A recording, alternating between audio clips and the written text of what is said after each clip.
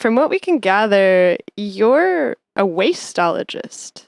I am a wasteologist, or sometimes people call themselves garbologists. I really like garbologist. Which is Yeah, your me too. preference? I think I like garbologist because it puts me in good company with some people who actually do spend their time going around digging through garbage dumps for information. Did you always dream of being a garbologist? I've always been interested in waste ever since I was a little girl. So I don't think I ever saw it as being a central career or even a research part of my research until, I don't know, I just suddenly fell in love with the topic and realized there was a topic to study when I was in graduate school and figuring out what my PhD would be. So were you doing sort of basic biology before that, or Political science. Political science. Yeah, and economics. I did both of those as an undergraduate. Wow. And so that implies that trash or waste is a political problem, which probably isn't how most people think of it. It's a deeply political problem, and in many ways. I mean, I think people just think, oh, waste, it's technological. We just either put it in the recycling bin, or we put it in the trash can, or we flush it down the toilet, or we drop it in the streets and it gets taken away, and no fuss, no muss, as they say. But no, I think the politics of who picks up waste, where it goes, and what waste means for a society is very, very political, very social. I think looking at where waste goes is probably one of the most obvious indicators of inequality and environmental injustice within a society. It's, again, just follow your nose, and you can see who are likely to be the poorer people or the marginalized or the outcast people. They live around the waste. The waste moves, that's where the dumps or the incinerators are sited.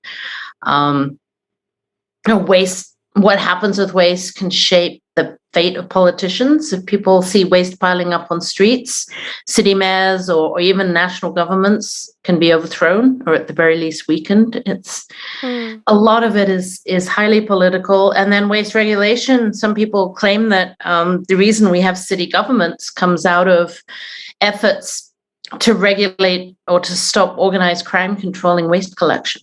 I want to go back. I can't go on. Was there a garbage coup at some point?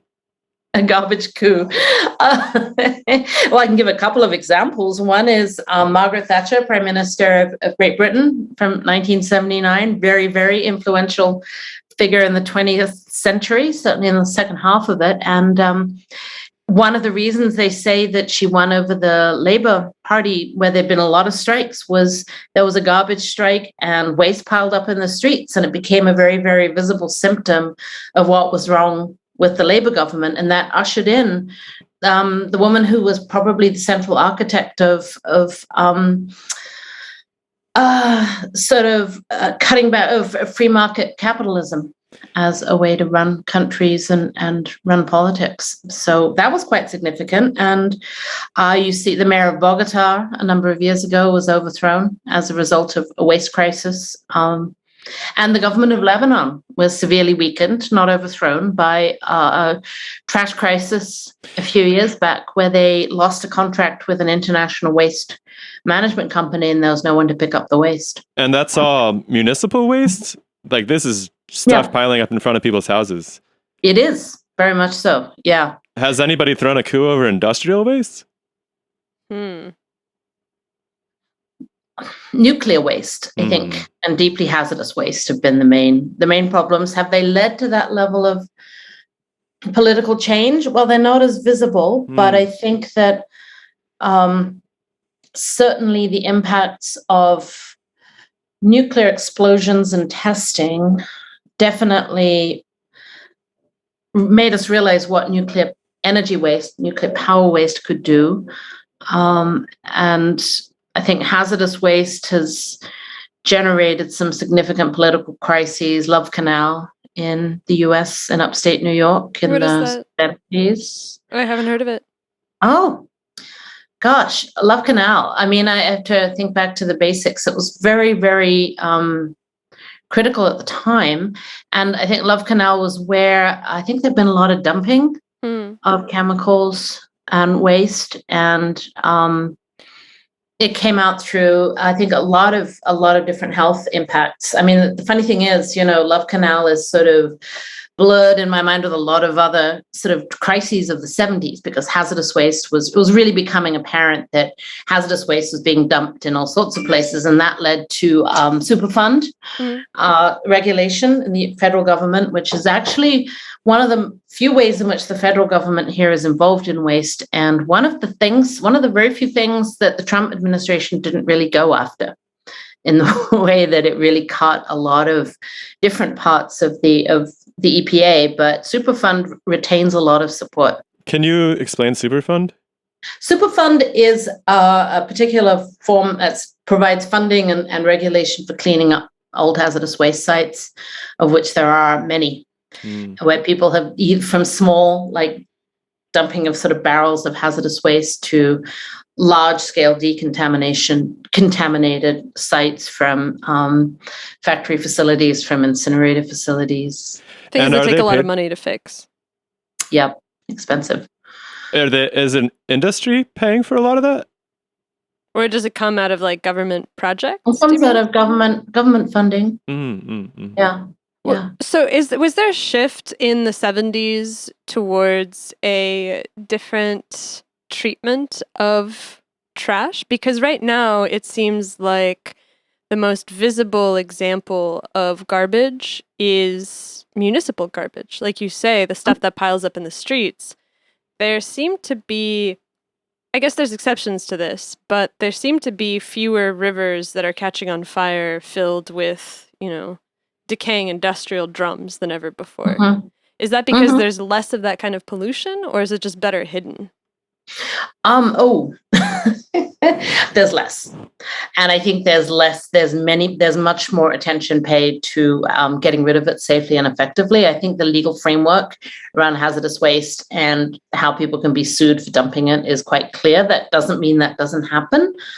But it also means, I think that people look too much. I mean, municipal solid waste is very visible and a very critical problem, but people actually don't look enough anymore in my field, at construction demolition waste, which is big, hazardous waste, nuclear waste have kind of fallen off.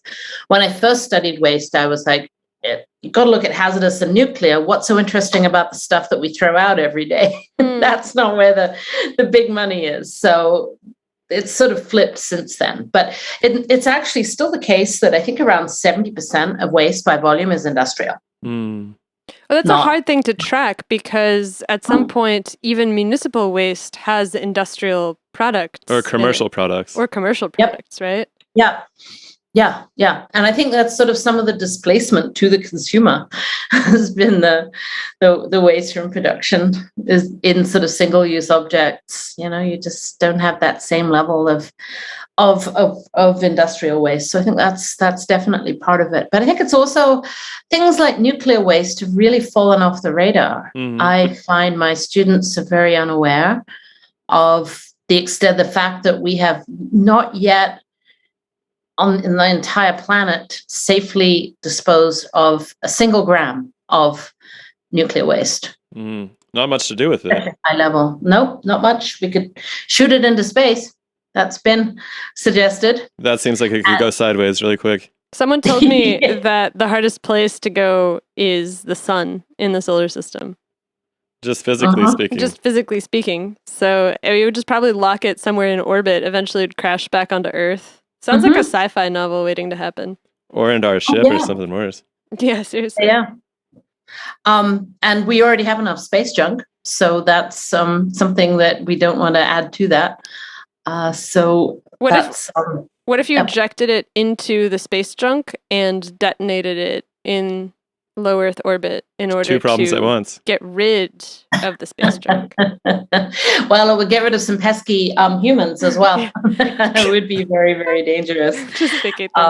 Yes, that would be something. Oh, no, I mean, there have been novels in science fiction about sort of chemicals and pesticides in space. There was a very famous book at the time by John Wyndham in the 1950s called The Day of the Triffids, which is still made into movies and TV shows. And humans are made blind at the beginning of it, and they think it was because of chemicals and poisons that have been put into space that had fallen down. So it's been, and that's science fiction in the 50s. So you can see that I think back then there was much more awareness and concern about the toxicity. Have you seen any salient proposals for nuclear waste disposal? Not great ones, but the idea would be to find sites that were incredibly geologically stable, uninhabited, or not of value to humans, that where the waste could remain for tens of thousands of years. And there's actually some work done on how do you signal to post-us civilizations that what is here in 10,000 years is still highly hazardous. Don't touch. Bunker or wherever it's been put. And that's one problem that's occupied people in interesting ways, but also just simply finding the land. There have been offers. There was like the Australian outback meets the geological criteria, but what about Antarctica? Antarctica would not be appropriate, and it is currently regulated as a zone of peaceful research. And I think it would be very hard to take any kind of waste there. That would be difficult. The PR disaster of that would be hard to come back from. Yeah. The only place that's really offered itself is Russia. Interesting. Yeah, I think it's one of those cases where if someone volunteers for it, you don't want to give it to them. That's probably true. That's so noble for Russia. Wow. Well, they'd get all that waste, and maybe they could use it for something again. You know? And a lot of fees for storing it. Yeah, there you go. A lot of money. And again, you could blackmail, I guess. But yeah, there was a proposal made to dump nuclear waste in Australia by a company that was not Australian. And I think not even taking into account the importance of the land for Australian Aboriginal peoples. That was a whole other piece of it that was, there was no one really there physically all the time, but it still was land that was sacred to peoples who are still existing. And that's a problem you're going to run into pretty much anywhere on Earth at this point, because there's no piece of land really that no one wants or no one uses. There's just such a density of people. Well, you've almost made it to Mars. Yeah, that's true. Well, what about burying it in the molten part of the Earth? Is that anything that people talk about? Yeah, people have talked about almost everything. I think that's so uncertain. And I think the heat, the chemical reactions, I think make people concerned. I imagine the cost is prohibitive. It seemed like the oceans or the space would be more cost effective. Can't believe I'm saying that, but yeah, we basically just need to stop producing the nuclear waste. Well, it's interesting you bring up cost. I've noticed a lot of your work focuses on the different incentive structures for improving the waste situation on Earth. And I think that's really interesting. Like you mentioned that things have actually improved industrially since the 70s. How much of that was driven by making it affordable, profitable, however you want to put it, for the polluters to recycle their products? Sorry, not to pollute more. I think that actually is something that is incredibly helpful. I think that definitely rules and regulations, higher costs of landfill disposal, that's been a big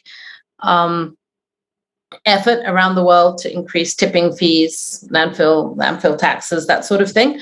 What would I say about incentives? I think just generally there's been, because I think waste is something that concerns a lot of people, there's really been a big race to come up with technologies that don't generate as much waste or don't generate as much dangerous waste. And then, of course, we get to recycling and reprocessing. And this, ever since the 1970s, in many parts of the developed world, that's been a big part of municipal waste collection and management practices. So we're definitely encouraged to recycle paper, plastic, aluminum, food waste, plant waste. But there's larger things that never seem to cross that threshold, right? There's things that are municipal waste that, like you said, there's programs for it, and we'll get to the sort of the global patterns of moving that around.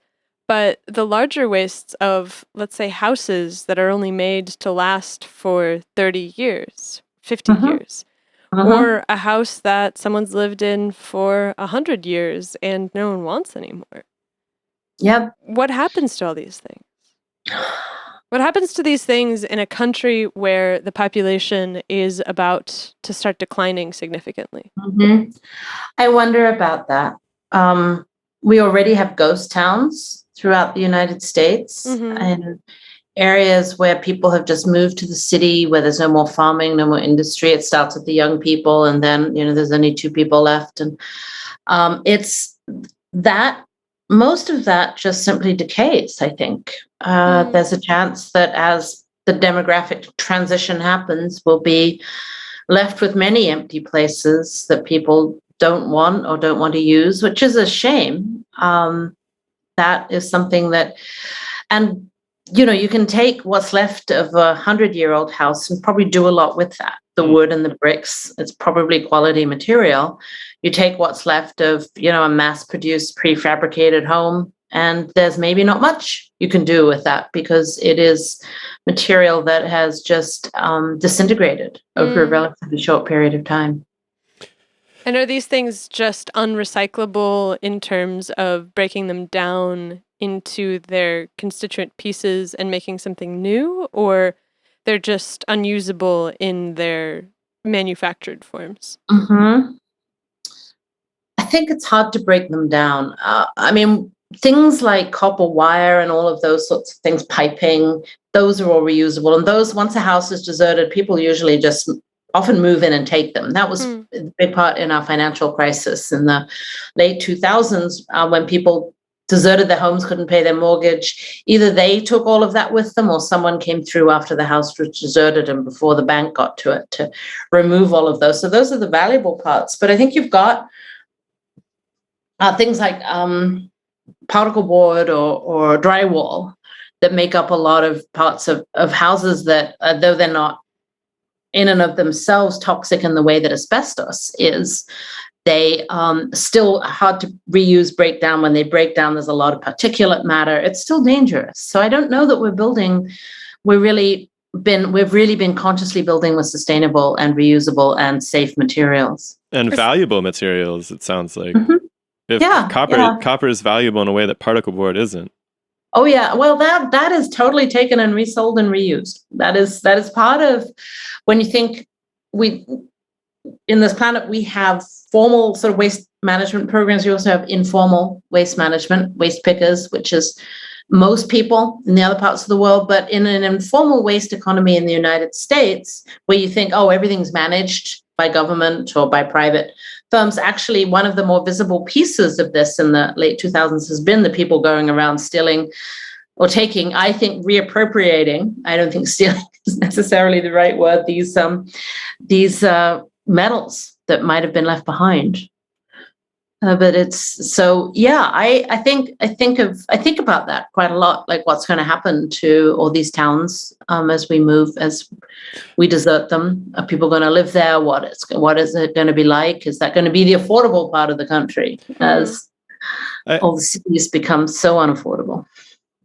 I guess what I'm trying to get at is, do you think it's possible to find a substitute for particle board, but that was as valuable as copper, so that these things could be totally integrated? I mean, those are two different things, but yeah, I think people are working on all sorts of ways of being innovative around house building. One is to use the old materials and reuse the old materials, wood, brick, and so on. The other is thinking about, well, how do we use what we have? And one of the things people are really interested in is 3D printing of walls and planks and components of houses. And if that's done with, potentially that's a use of recycled plastic, is to figure out a way to recycle it, break it down and turn it into material for a 3D printer, and then kind of just print out walls and planks and so on. They wouldn't be the fanciest of houses, but it is People have talked about, well, what are we going to do about, say, long-term refugee populations, which is going to be part of our world moving forward as well. Yikes. Yeah. As the climate changes, we're dealing with a lot of different shifts. But how many times can you actually cycle plastic? Not often. Typical plastic, maybe once or twice, if it's good quality. So that is a problem. That's a big problem with plastic. There are ways of improving. If you're talking about recycling back into solid plastic, you can mix it up with some virgin plastic resin, and that will that is something that will actually strengthen the recycled plastic. So that's good. So we're innovative, but again, we need to really be focused on returning to the good quality materials. More permanence in building. But then you come up against this huge problem of the drive for novelty. People want a new... I remember I heard someone talking about, say, for example, oak furniture. There's a huge amount of used oak furniture in places like the Midwest of the United States and various other places where there was a culture of having this big, heavy furniture, and it'll last for centuries. But no one wants it. Right. No one wants it right now. Things circle back. But oh yeah, I grew up in the UK in the 1980s, and there was a trend for something called distressed pine. And you can Google it. It's horrible. I just can't imagine that ever coming back. But yeah, there are a lot of supplies of furniture like that. And yeah, it's a problem. I mean, again, that is the kind of wood that you can break down, remake more easily.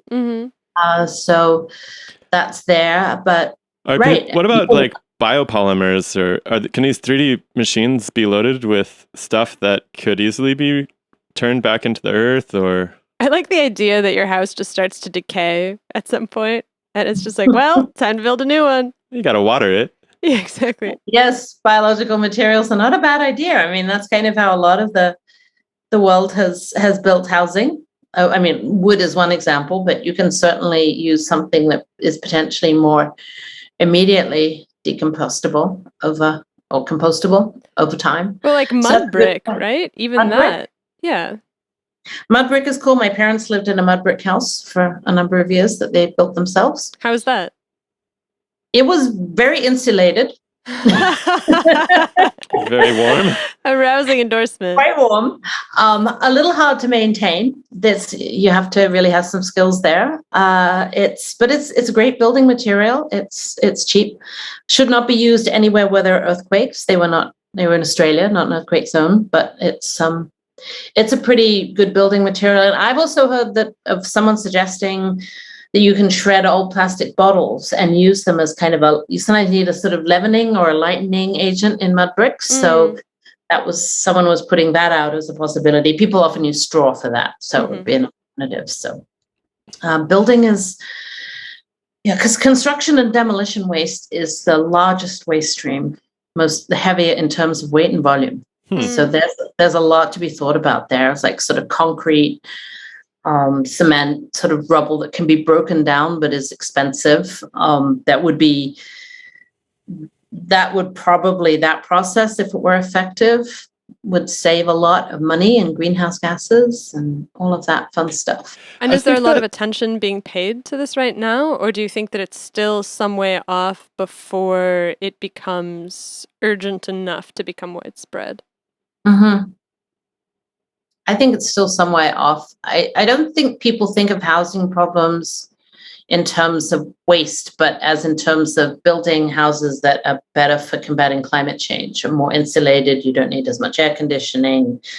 They're efficient in terms of lighting and everything else that goes with that. And there's some overlap, of course, with waste, but there's actually been some contradictions too, like LEED certified buildings. These are buildings that are built to particular standards of energy efficiency, heating, cooling, etc., lighting, and so on. But the way you get this certification is by installing new stuff, the products that have been certified, because that's kind of how the money is made. So that often means throwing away or sort of windows and appliances and building entirely new structures when you could be just as energy efficient using the old ones. But they don't count because they're old, so you can't buy them, and the person who makes them makes the money, and the certification happens. So it's that's kind of one of the tragic contradictions of doing good, having proper sustainability across all the dimensions, because we've messed things up so badly. It's really hard to fix everything. Well, it's interesting because there's pieces that move easily. If you have something like e-waste, a device has a lifetime in one country, and then when it becomes obsolete, let's say it's sold to a reseller, and then it gets a second life in a different country. But it's harder for me to imagine, let's say, building fixtures or windows being sold in the same way to build something in sub-Saharan Africa after it gets taken apart in New York. Yeah. Is that because of the size? Is that because there's just a lot of money to be made in building things from scratch, even in sub-Saharan Africa? Is it just a networking problem? It's probably a networking problem. I would say, because you know what does move across borders fairly readily, and that's secondhand cars. They move all around the planet. And across oceans, not just, in North America, many used cars from the US will wind up in Mexico and sold there. But you have cars going from Japan to Mozambique, for instance, through Saudi Arabia. That's one of the routes that people have identified. So I think that's a good point, that what's missing is people connected to buy and sell these things across borders. That's often the biggest driver of waste or things that we throw away moving from one country to another. And how did these... Oh, go ahead. Sorry, go ahead. I wanted to go back to something mentioned earlier. Well, let's go there and then we can go somewhere else. All right. So you said something about per ton, the construction industry was one of the biggest waste generators, which brings up an interesting point, because when I was doing some research for this conversation, I came across the notion that mining under different metrics produces the most waste. And so it really seems like there's an issue with describing metrics that comes up with different solutions or different descriptions of the problem. And like I think Quinn mentioned earlier, it's hard to even separate municipal from industrial waste. How much of the bookkeeping problems are hiding solutions? Yeah, I'd have to think carefully about that one. I think I think I'd probably need an example of the kind of thing you're thinking about there. Well, so if you have a statistic, let's say there's a big statistic from, what was it, the 90s, about there being a 97-3 ratio of industrial waste to municipal waste. Yep. But if 99% of municipal waste is waste from industrial packaging or things that are manufactured, sold into the home, and then thrown away, is that an accurate accounting of how much industrial waste is really in the waste streams? Does it matter? Yeah. I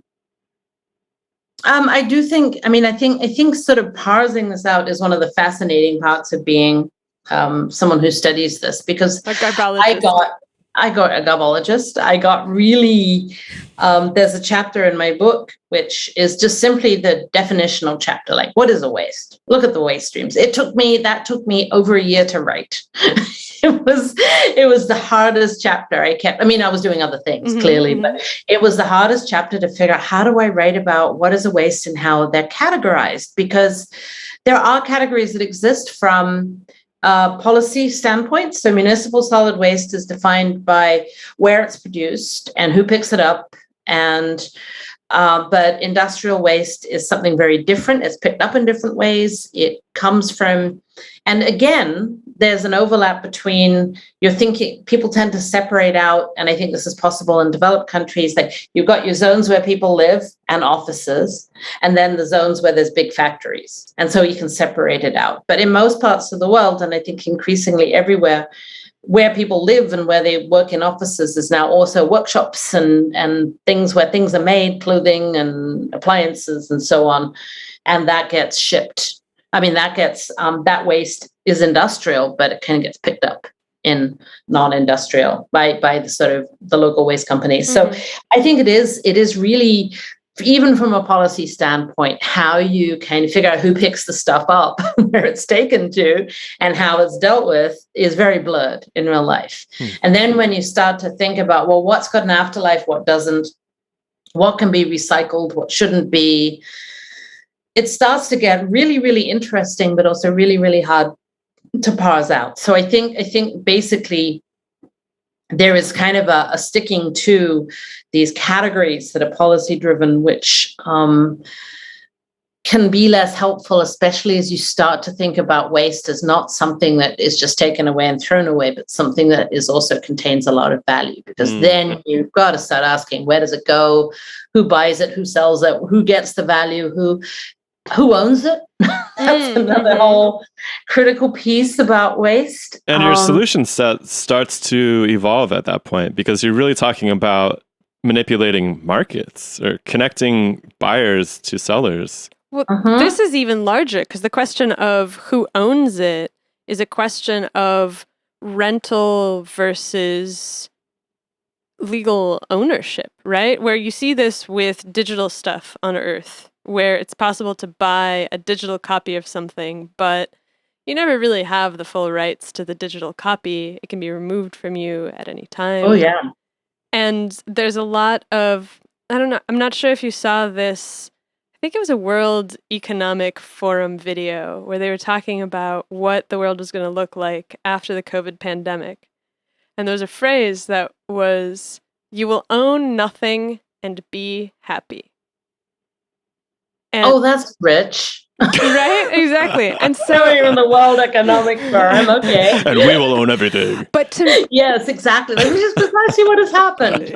Okay. I'm sure they meant it less evilly. yeah, I'm sure it wasn't evil. But what I started thinking about that, and I was thinking about, we talked to someone else who was working on a blockchain stewardship technology for rare earth metals, where you manufacture a cell phone, and the company doesn't sell you the materials in the cell phone. They still own all the gold, all the chips, whatever is inside of it, all the glass, the screens, the bits and bobs. And once you are done with it, they take it back.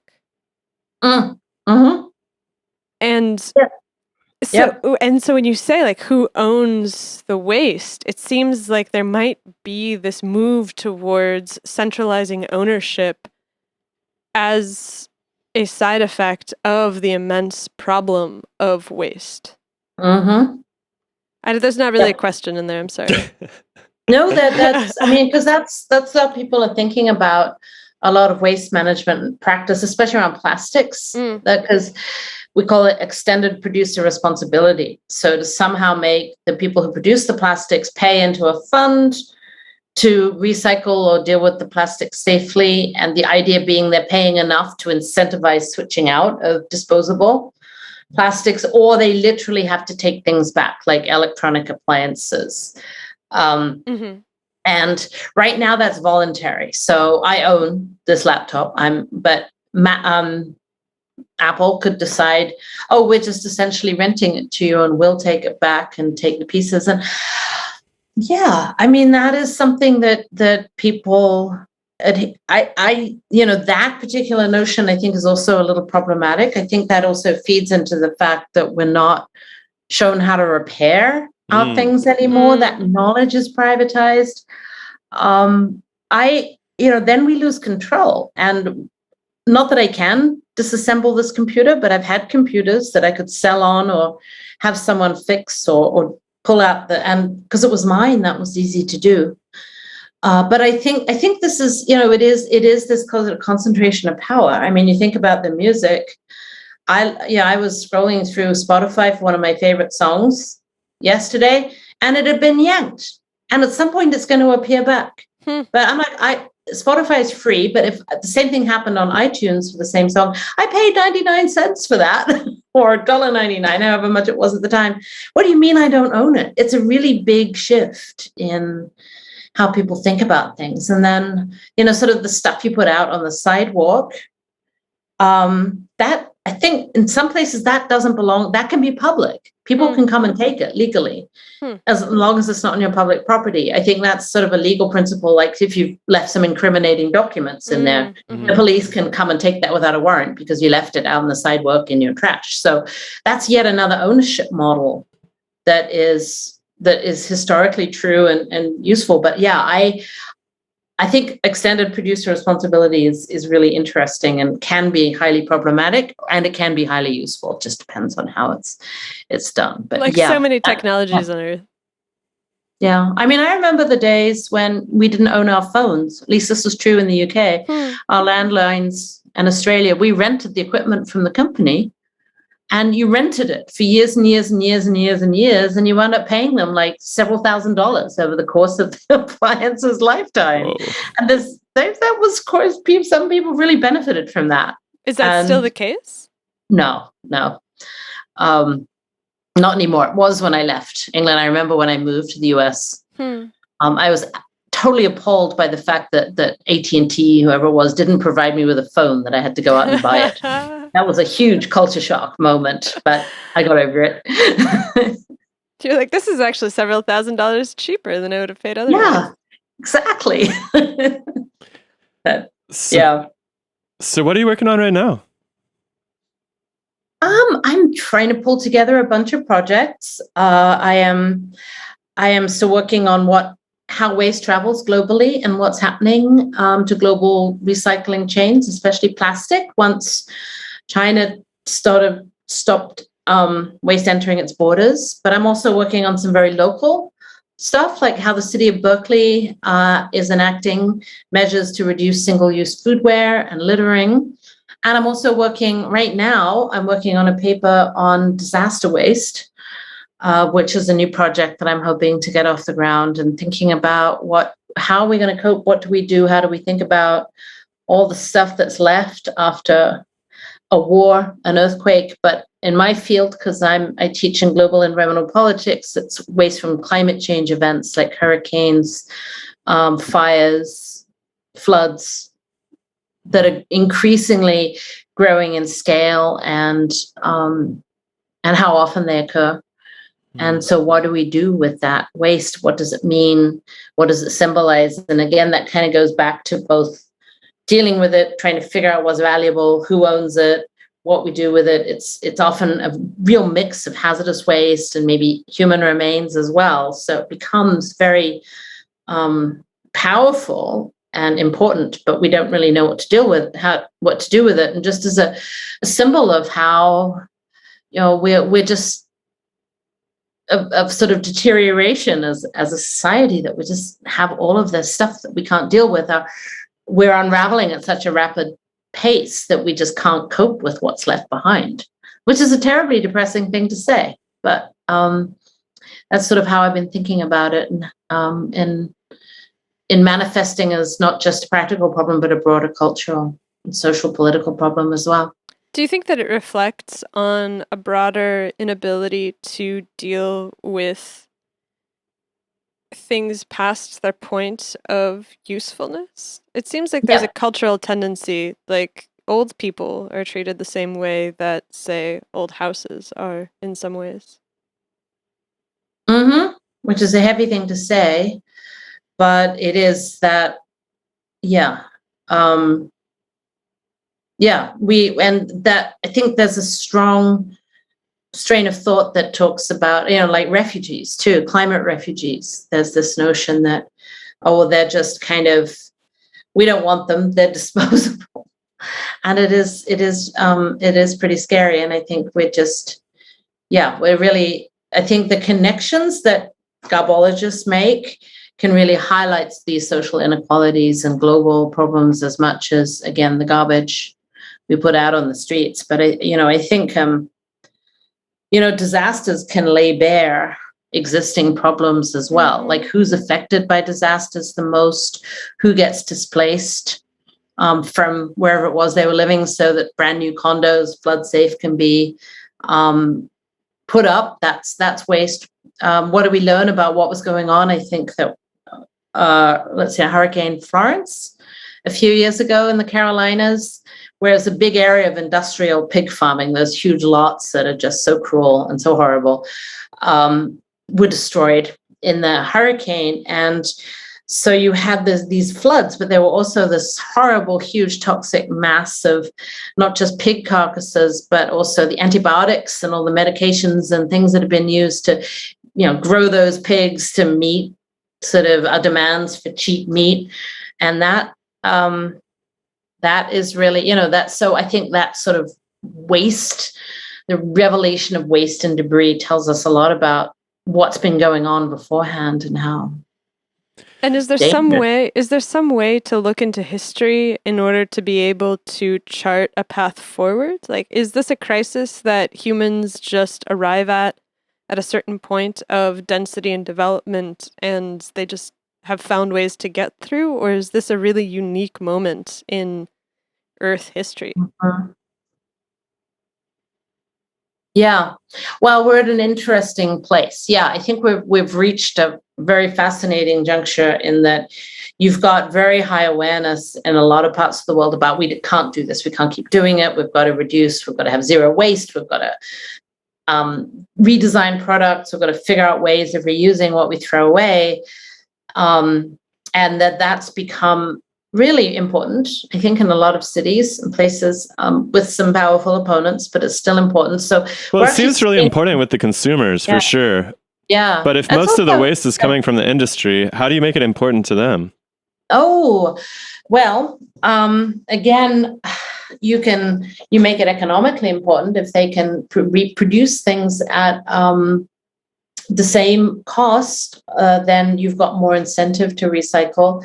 But you might have to legislate. The European Union legislates things like secondhand content of remanufactured goods. I think there are rules about like cars that have to contain a certain amount of secondhand material. So it comes from legislation, and often innovation follows legislation if it's done right with the right intentions. It's not just about controlling and stopping people from doing things or benefiting a particular constituency. It's also designed to be about encouraging innovation. So that's good.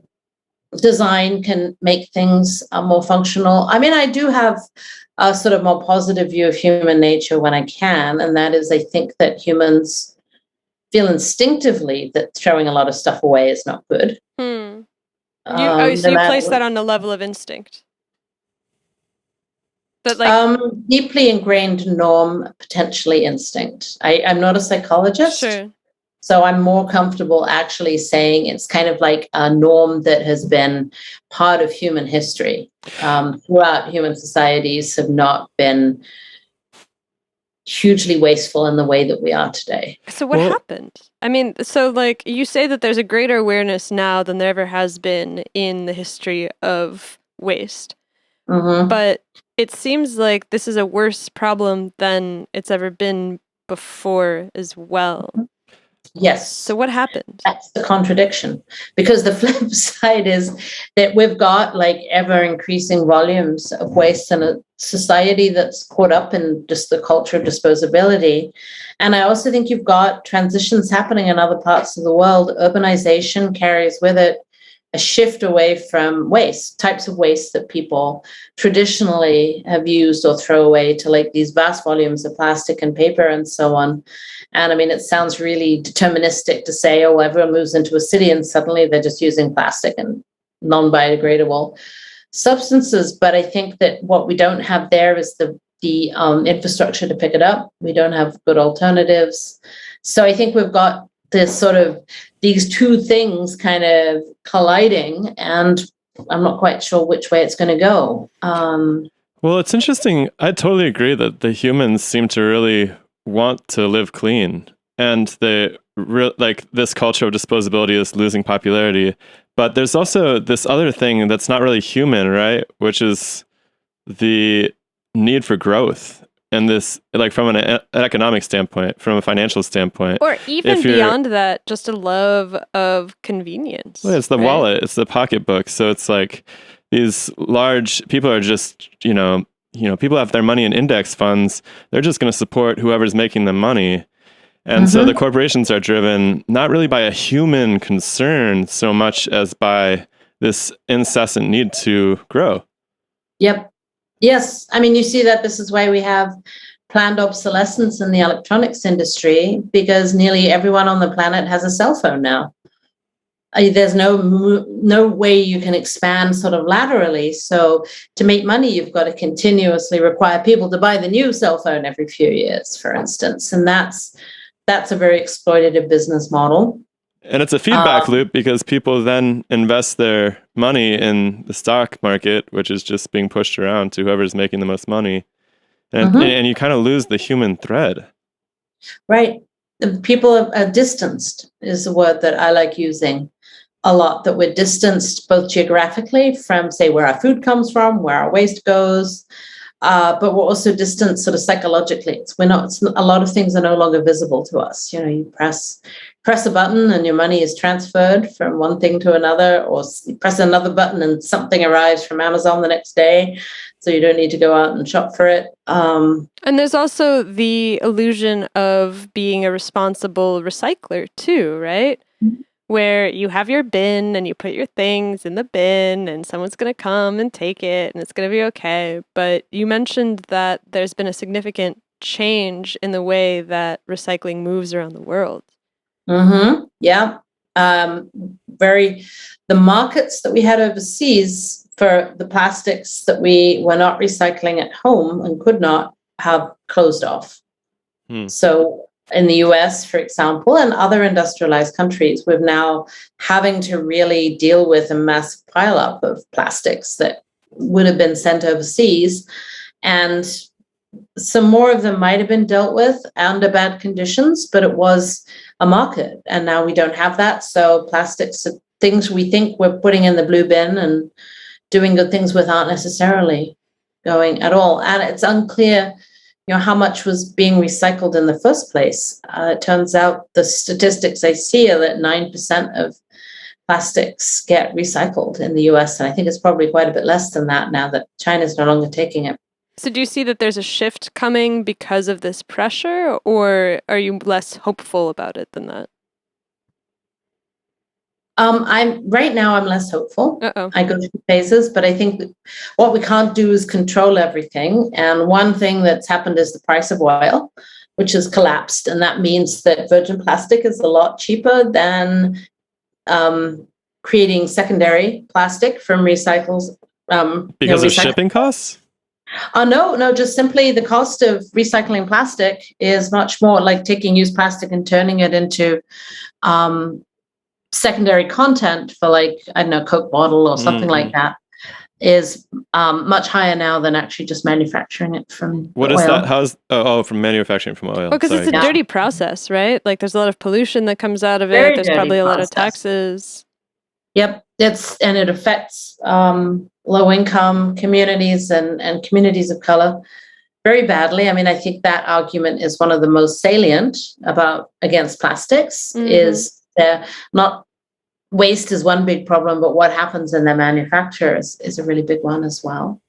So that was another piece to that. The piece was with the cessation of the movement of recycling. What's going to happen, and why aren't you necessarily optimistic about it? Right. Yes. So that was one reason. The other reason I've gotten less optimistic about the durability of zero waste and their importance is actually through the COVID-19 pandemic, that for one thing, everyone stopped using reusable bags, reusable mugs, reusable cups because they were dangerous. That we've gotten over a little bit because we've realized that the virus doesn't live on surfaces, at least not yet. But I think also just the amount of medical waste, masks, gloves, face shields, all of those things that are now entering the environment, all the plastic wrapping around the takeout food that everyone's been ordering for ages. That's all been that's all vastly increased the waste stream, and it's basically just going into landfill or littering the streets. They're finding masks now. There's a huge problem with plastics, and the ocean is now being augmented by face masks. So that's a problem, but also realizing how powerful the plastic industry is in all of this, that they were really pushing for getting rid of reusables and saying plastics are the only safe way to handle, safe and hygienic way to stop the spread of the virus and households. Again, not true, but they won that round, for sure. I think a lot of people don't think about plastics as being pegged even to the oil industry. It's sort of in a different part of their head. I even knew that, and it still sounded strange to me. Yep, it's really hard to connect. But now I think one of the big challenges is also that the oil companies are seeing that we're seeing this is, again, you get to that trade-off, but are seeing greater shifts towards renewables in many countries that previously had been much more reliant on fossil fuels.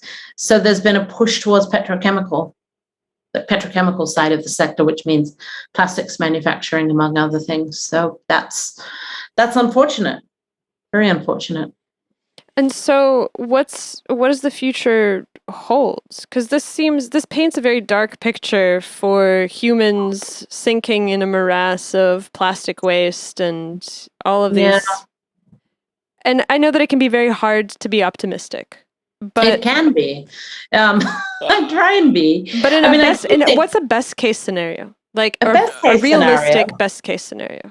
Is there a way to get the corporations to make money by making the earth a better place? That's a really best case scenario. I like that. If they care about the long term, is to make the recycling industry as powerful as possible. Yes.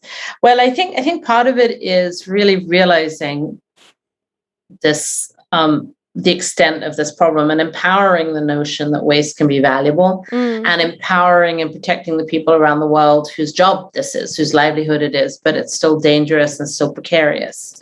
So that would be important. I think we've got a better shot with zero waste. I think we've got good shots with composting, dealing with plant waste, organic waste. I think if someone invents a solution to plastics, like an alternative to plastics, we'll be in great shape. It's a bit like the comparison I make is when we were destroying the stratospheric ozone layer through chlorofluorocarbons, and the chemical companies came up with a substitute. So it became much more soluble as a problem. It's like, okay, no, we'll just switch to this other chemical, admittedly a chemical that destroys the climate, but now we've got others that are less destructive. But photosynthesizing biopolymers. Yes. Worked for us on our planet. We need exactly. We need technologies from everywhere we can find them. So before we start using outer space as a garbage dump. So I think we need to kind of embrace both the design and production parts, the sort of clean parts of the circular economy, but also embrace dealing with the trash that we have, with the reservoirs of trash that are everywhere that have been gathering for decades, and how do we sort of handle this? Do we try and extract? Do we engage in mining? Do we encourage waste picking on an informal level in a way, again, that's safe, like incorporating those workers into a municipal waste workforce for these cities that are growing so quickly? So there's a lot of big questions. We haven't really touched on what's going to happen with hazardous and nuclear waste a little bit, but how I think we've made quite a lot of progress in using fewer hazardous chemicals in a lot of different processes. Pesticide use is changing a lot. I think there's a lot more rules and regulations. Seems like a lot of that's been driven by lawsuits too. Right? It's like, it's not profitable to kill off lots of people because if they find out, they're going to be pissed and want money. Yes, exactly. And there are people on their side who will be active about that. I mean, we've got a lot of brave activists, often women, who have been very critical in pushing for laws and changes of practices around hazardous chemicals and substances. That's interesting. You mentioned that they're women. Yeah. Yes. Do you think that that's because women are inherently more attuned to this?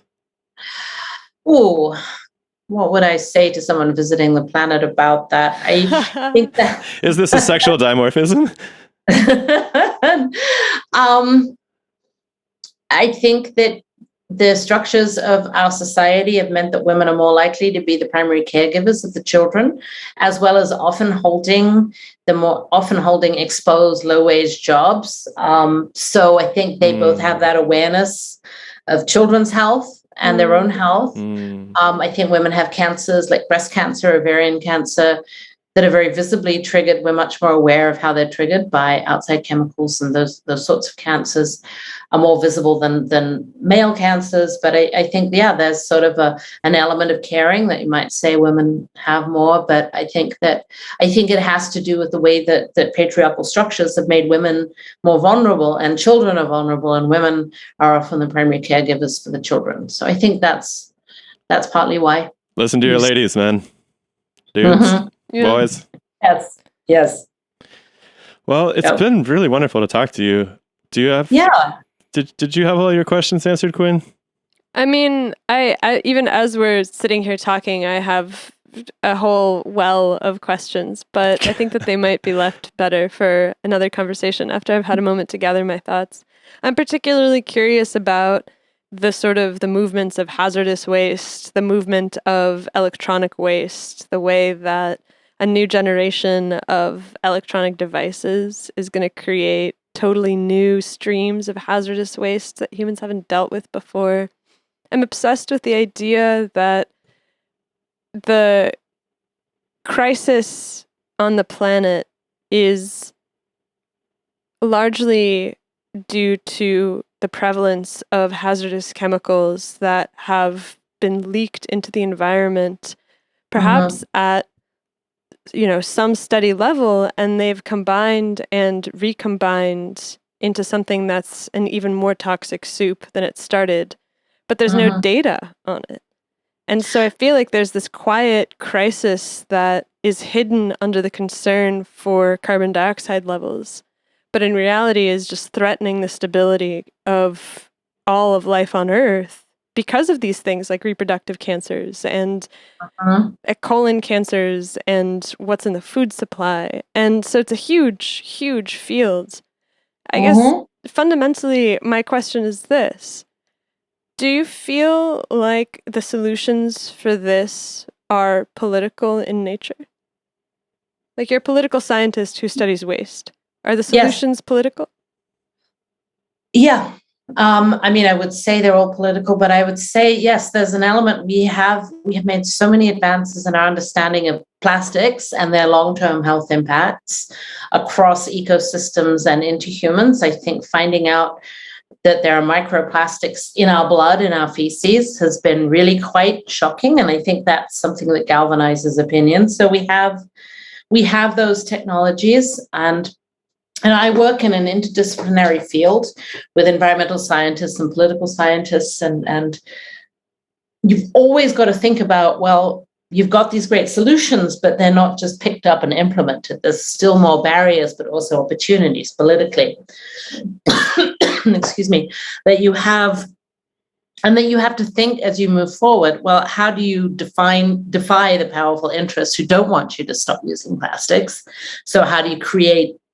And that's a matter of creating policy and being effective and being advocates and informing people. And then also you've got to be careful about what might be the negative impacts of doing this. With plastics, there's very few downsides as far as I'm concerned, but there are always for these big policies, and maybe there's someone losing out, like getting rid of open waste dumps in a lot of cities is definitely a good thing. Over the longer term, it can reduce health impacts, but maybe it displaces thousands of people from their jobs and their livelihoods. You have to be aware of that and know what to do in that circumstance, create what we call in my field increasingly something called a just transition from the world we're in today to the world that we want, because that transition needs to be fair. And if we go to this great, clean, technological, circular economy, carbon-free world, well, that's great, but what damage should we cause on the way? What do we need to pay attention to as we did that? So that's why it becomes political. That's a beautiful answer. Thank you so much. Oh, you're welcome. And so you have 2 books written. One, the more recent one, is Waste. Yes. And that's sort of about the movement of waste through the global economy, waste pickers, which we've talked about briefly. And waste pickers are basically people that make their living going through trash and harvesting what they find. Yeah, and collecting trash from households and, reusing and upcycling and so on. Yeah. Mm-hmm. And the second book is from a few years ago. It's more technical. I don't remember the title exactly. Well, I have 3 books, but 2 books on waste. The book in between is The Environment and International Relations. So it's a text about global environmental politics, which is what I teach. And then waste trading among rich nations, building a new theory of comparative regulation. That was my PhD dissertation. So I had to have a long title. Now I get to write books with a title like Waste. It's much better. But yeah, that was on the hazardous waste trade specifically. But I remembered that it was a drier title than Waste. Oh goodness, yes, drier book too. But still, I think quite good. I've gone back to read it lately, and it's still very good. I just wish I would have done it differently now, and it's technical, but it's got some good stuff in it. I'm sure the committee appreciated the name. Go ahead, what did you say? Oh, I was saying I'm sure her committee appreciated the name. They did. True. They did. Well, I've got my money on you humans, literally. So I hope you guys can figure this out. Well, the more help we get, the better. So thank you. Thank you for being interested. Thank you so much for talking to us, Dr. O'Neill. Yep. Bye. Okay. Bye. Bye.